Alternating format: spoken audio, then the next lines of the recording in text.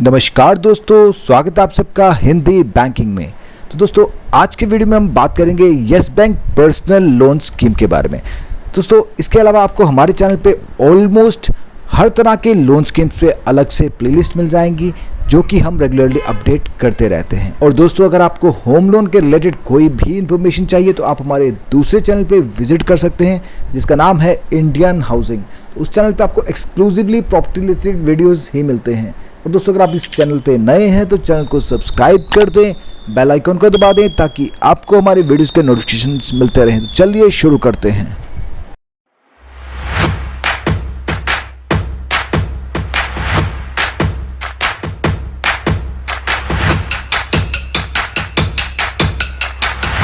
Yes Bank personal loan scheme. तो दोस्तों yes bank से पर्सनल लोन लेना चाहते हैं तो बहुत ऑप्शंस अवेलेबल हैं, ऑनलाइन ऑफलाइन। ऑफलाइन तो आप डायरेक्टली ब्रांच में विजिट करके अप्लाई कर सकते हैं और दूसरा ऑप्शन सिंपल है, ऑनलाइन पे आप ये सिंपल सा फॉर्मेट आपकी स्क्रीन पे नज़र आ रहा है आपको, इसमें आप अपनी डिटेल्स भरिए तो बैंक आपसे कांटेक्ट करता है, आपसे मीटिंग करता है, आपको स्कीम के बारे में समझाता है, आपकी डॉक्यूमेंटेशन कलेक्ट करता है और आपका एप्लीकेशन जो है वो प्रोसेस कर दिया जाता है। तो बहुत ही हेजल फ्री बना दिया है। सभी बैंक्स का ऑलमोस्ट ऐसा ही है कि बैंक्स आपको खुद ही कॉल करते हैं, आपको जस्ट अपना नंबर ड्रॉप करना है, उसके बाद में बैंक आपसे कांटेक्ट करके आपको स्कीम की डिटेल्स प्रोवाइड करता है।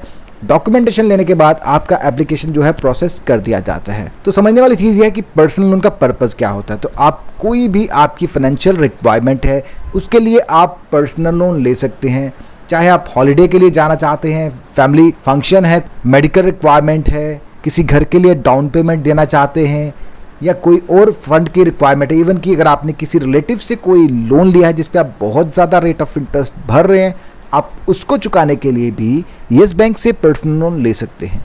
तो पर्सनल लोन इसलिए सभी लोगों का फेवरेट है। एक तो इसमें कोई सिक्योरिटी या गारंटी आपको नहीं देनी पड़ती, विदाउट एनी सिक्योरिटी होता है। जैसे गोल्ड लोन में आपको कोलेट्रल गोल्ड देना पड़ता है, कार लोन लेते हैं उसमें आपकी जो कार होती है वो बैंक के पास रहती है, बट पर्सनल लोन में कोई भी सिक्योरिटी नहीं रहती। सबसे बेस्ट पार्ट इसका ये है कि इसमें कोई भी एंड यूज वेरिफिकेशन नहीं रहता, पैसा आपके अकाउंट में क्रेडिट कर दिया जाता है, बाद में आपकी डिस्क्रिप्शन है कि आप उस पैसे को किस तरह से यूज करते। तो यस बैंक पर्सनल लोन का एलिजिबिलिटी क्राइटेरिया क्या रहेगा। तो दोस्तों कोई भी इंडियन सिटीजन, सैलरीड है, नॉन सैलरीड है, जिनकी एज मिनिमम 21 ईयर्स है और मैक्सिमम 60 ईयर्स है, वो लोग इस लोन स्कीम का लाभ उठा सकते हैं। अगर आप किसी भी टियर 1 सिटी में रहते हैं तो आपकी जो इनकम है मंथली, चाहे वो सैलरी से हो, बिजनेस से हो, मिनिमम 25,000 पर मंथ होनी चाहिए। और अगर आप किसी टियर 2 सिटी में रहते हैं तो 18,000 पर मंथ आपकी इनकम होनी चाहिए। ये मिनिमम इनकम का क्राइटेरिया है, इसको मीट करेंगे तो आगे आपकी एप्लीकेशन प्रोसेस कर दी जाएगी। बट फिर भी मैं आपको यही सजेशन दूंगा, आपकी इनकम जितनी भी है आप बैंक के पोर्टल पे जाके एक बार अपनी डिटेल्स ज़रूर भर दें। अगर आप क्वालिफाइड होंगे तो बैंक आपसे कांटेक्ट करके आपकी एप्लीकेशन प्रोसेस कर देगा। Yes Bank personal loan documentation. तो डॉक्यूमेंटेशन में सबसे पहले आपको अपना KYC देना पड़ेगा। KYC में आपका वैलिड एड्रेस प्रूफ जैसे कि passport, piped gas connection bill, electricity bill, landline telephone bill या कोई भी वैलिड एड्रेस प्रूफ। उसके बाद में एक ID प्रूफ मैंडेटरी है और ID प्रूफ में आपको देना पड़ेगा पैन कार्ड, क्योंकि पैन कार्ड से आपका सिबिल स्कोर जनरेट होगा, उसी से आपकी क्रेडिट हिस्ट्री के बारे में पता चलेगा कि हिस्ट्री में आपने किस तरह के लोन लिए हैं और किस तरह से उनका रीपेमेंट किया है। और अगर आपके सिबिल में कोई बैड लोन्स या NPAs होंगे तो ये बैंक की डिस्क्रिप्शन है, वो डिनाई भी कर सकता है, क्योंकि उसमें बैंक थोड़ा हेजिटेंट होता है। अगर आपका कुछ लोन आपने एडजस्ट किया होगा, सेटलमेंट हुई होगी, तो ये डिपेंड करेगा बैंक की डिस्क्रिप्शन पे कि बैंक इसको आगे प्रोसेस करता है या नहीं करता है। बट अगर आपका सिबिल स्कोर जो है वो हाई होगा तो आपको बेस्ट रेट्स ऑफर किए जाएंगे। इसके अलावा आपको प्रोवाइड करना होगा अपना इनकम प्रूफ, जो कि डिपेंड करेगा आपके प्रोफेशन पे। सैलरीड हैं तो आपकी जो लेटेस्ट लास्ट 3 मंथ्स की सैलरी स्लिप्स होंगी वही आपका इनकम प्रूफ कंसीडर किया जाएगा। नॉन सैलरीड हैं तो आपकी इनकम टैक्स रिटर्न्स की जो कॉपीज होंगी वो आपका इनकम प्रूफ कंसीडर किया जाएगा। और नॉन सैलरीड के केस में आपको अपनी बिजनेस एक्टिविटी का प्रूफ भी देना होगा, जैसे कि बैलेंस शीट की कॉपी और प्रॉफिट एंड लॉस स्टेटमेंट की कॉपीज। इसके अलावा आपका जो भी एग्जिस्टिंग सैलरी अकाउंट है उसकी लास्ट 6 मंथ की बैंक स्टेटमेंट, सैलरीड के केस में नॉन सैलरीड है तो अपने बिजनेस अकाउंट की और अपने पर्सनल अकाउंट की बैंक स्टेटमेंट आपको प्रोवाइड करनी होगी। और इतना डॉक्यूमेंटेशन सफिशिएंट है आपको किसी भी बैंक से पर्सनल लोन लेने के लिए। Yes Bank personal loan quantum, तो क्वांटम की बात करें तो ये फिक्स नहीं रहता, ये डिपेंड करता है आपकी रिपेइंग कैपेसिटी पे। तो जितनी आपकी रिपेइंग कैपेसिटी होगी उसी के हिसाब से आपको पर्सनल लोन दिया जाएगा।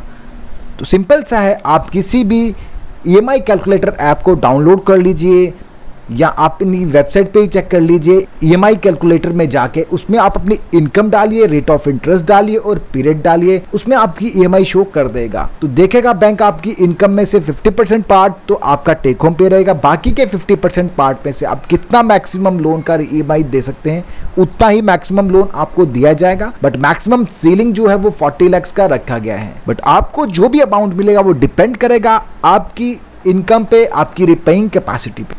Yes Bank personal loan rate of interest, तो दोस्तों यस बैंक की जो रेट ऑफ इंटरेस्ट है वो डिपेंड करेंगे आपकी इनकम पे, आपकी प्रोफाइल पे, आपके इनकम सोर्स पे। तो सारी चीज़ों को असेस करने के बाद बैंक डिसाइड करेगा कि आपको कितना रेट ऑफ इंटरेस्ट चार्ज किया जाएगा। बट हाँ, जो रेंज स्टार्ट होती है वो 10.99% ऑनवर्ड से, इससे कम तो नहीं होने वाले हैं। हाँ, ये डिपेंड करेगा आगे आपकी सिबिल स्कोर कैसा है, आपका इनकम सोर्स स्टेबल है कैसा है। तो सारी चीज़ों को देखने के बाद बैंक ही डिसाइड करेगा कि आपको कितना रेट ऑफ इंटरेस्ट चार्ज किया जाएगा। Yes Bank personal loan processing charges, तो प्रोसेसिंग चार्जेस की बात करें तो up to 2.5% of the loan amount subject to a minimum of 999 plus taxes. तो कम से कम 999 प्लस टैक्सेस तो आपके लगने वाले हैं। उसके बाद में डिपेंड करेगा आप कितना लोन ले रहे हैं, उसका 2.5% आपको एज चार्जेस देना पड़ेगा।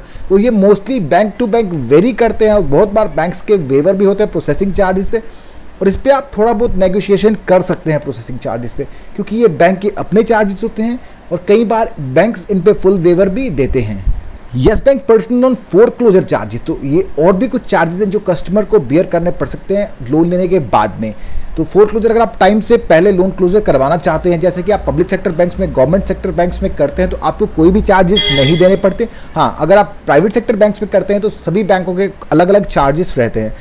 तो यस बैंक की अगर बात करें तो 12 मंथ्स तक तो आप उसका फोरक्लोजर करवा ही नहीं सकते, पॉसिबल नहीं है। हाँ, 13 मंथ्स टू 24 मंथ्स के बीच में करवाएंगे तो 4% of the principal outstanding.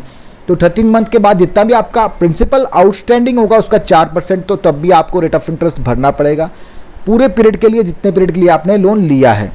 25 months to 36 month के बीच में अगर आप करते हैं तो आपको 3% ऑफ द प्रिंसिपल आउटस्टैंडिंग भरना पड़ेगा। और 37 मंथ्स टू 48 मंथ्स के बीच में अगर आप इस लोन को फोरक्लोज कराते हैं, टाइम से पहले क्लोज करवाते हैं, तो 2% ऑफ द प्रिंसिपल आउटस्टैंडिंग आपको भरना पड़ेगा। और लास्ट अगर आप 48 मंथ्स के बाद करवाएंगे तो आपको कोई भी फोरक्लोजर चार्जेस नहीं करने पड़ेंगे।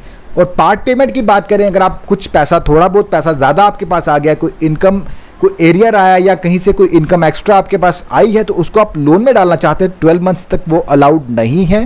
12 मंथ्स के बाद अगर आप डालेंगे तब भी आपको 2% प्लस एप्लीकेबल टैक्सेस आपको पे करने पड़ेंगे। और प्री पेमेंट जो है साल में आप एक बार ही कर पाएंगे, उससे ज़्यादा नहीं कर पाएंगे। और अगर आप लोन की EMI के लिए आपने कोई चेक दिया है वो बाउंस हो जाता है तो 750 पर चेक आपको चार्ज किया जाएगा। और एक चीज़ और है, जब आप लोन लेने जाते हैं तो प्रोसेसिंग चार्जेस के अलावा आपको स्टैंप ड्यूटी भी भरनी पड़ सकती है, जो कि स्टेट टू स्टेट वेरी करती है। आपकी स्टेट में जो भी स्टैंप ड्यूटी एप्लीकेबल होगी ये गवर्नमेंट की फीस है, इसमें किसी तरह का कोई नेगोशिएशन नहीं होता। तो जितनी भी स्टैंप ड्यूटी आपकी स्टेट में एप्लीकेबल है वो आपको भरनी पड़ सकती है। तो दोस्तों ये था यस बैंक का पर्सनल लोन स्कीम। कैसा लगा आपको आज का ये वीडियो, कमेंट बॉक्स में कमेंट करके जरूर बताएं। अगर आपको ये वीडियो पसंद आए तो वीडियो को लाइक करें, चैनल को सब्सक्राइब करें। Thank you for watching.